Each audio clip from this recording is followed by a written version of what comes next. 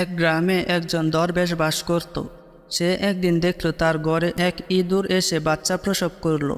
দরবেশকে দেখতে পেয়ে সব কয়টি বাচ্চা পালিয়ে গেল, কিন্তু একটি ইঁদুরের বাচ্চা থেকে গেল।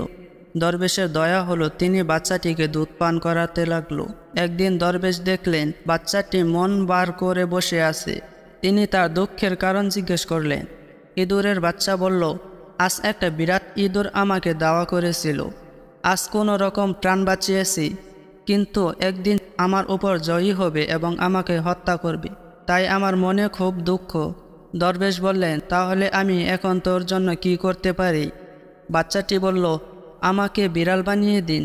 দরবেশ তখন আল্লাহর দরবারে দোয়া করলেন। ইঁদুরের বাচ্চার শরীরে হাত বুলালেন, সঙ্গে সঙ্গে একটি বিড়ালে পরিণত হয়ে গেল। কয়েকদিন পর দরবেশ দেখলেন বিড়ালটি আবার বিস্মর্ম মনে বসে আছে। তিনি বিড়ালের দুঃখের কারণ জিজ্ঞেস করলেন। বিড়াল বলল, আজ মহল্লার গলিতে ঘুরতে গিয়েছিলাম। একটি কুকুর আমাকে তাড়া করেছিল। বড় কষ্ট করে প্রাণ বাঁচিয়ে এসেছি, কিন্তু এভাবে কতদিন প্রাণ বাঁচাতে পারবো? তাই আমি খুবই চিন্তিত। দরবেশ বললেন, তাহলে তুই এখন কি করবি? বিড়াল বলল, আমাকে কুকুর বানিয়ে দিন।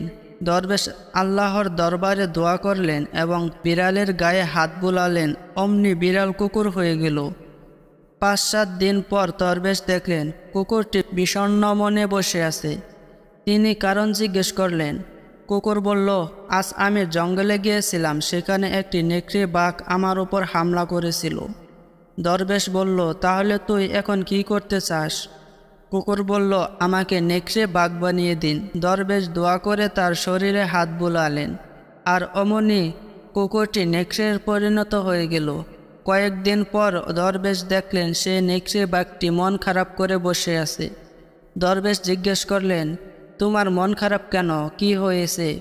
নেকড়ে বাঘ বলল, আমি জঙ্গলে গিয়েছিলাম, সেখানে একটি বড় বাঘ আমাকে হত্যা করার জন্য তাড়া করেছিল। দরবেশ বললেন, এখন তুই কি চাস? নেকড়ে বাঘ বলল, আমাকে বড় বাঘ বানিয়ে দিন। দরবেশ আল্লাহর দরবারে দোয়া করে তার গায়ে হাত বুলালেন। তখন সে একটি বড় বাঘ হয়ে গেল। বাঘ হয়ে সে মনের আনন্দে জঙ্গলে ঘুরতে গেল। জঙ্গলে যেতে আগে সে বাঘটি তাকে দেখে বলে উঠল, আরে বহুরূপী, খুব রূপ বদলিয়েছিস বটে, কিন্তু তোর মধ্যে আর আমার মধ্যে এখনও বিরাট পার্থক্য রয়েছে।